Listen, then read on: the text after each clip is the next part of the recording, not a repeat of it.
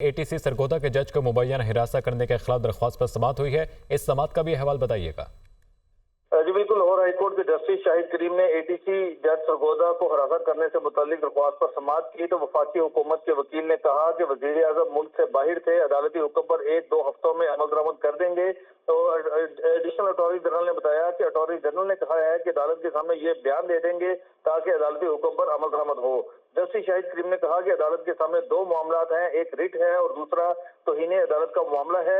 توہین عدالت کے معاملے کا کیا کرنا ہے، عدالتی معاون ہنا حفیظ اللہ اس پر معاونت کریں گی۔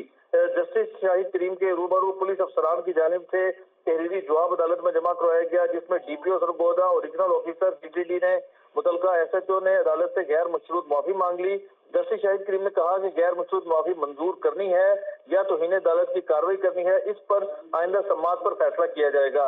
عدالت نے کارروائی اگست کے دوسرے ہفتے تک ملتوی کرتے ہوئے وفاقی حکومت کے وکیل کو جواب جمع کروانے کا حکم دے دیا۔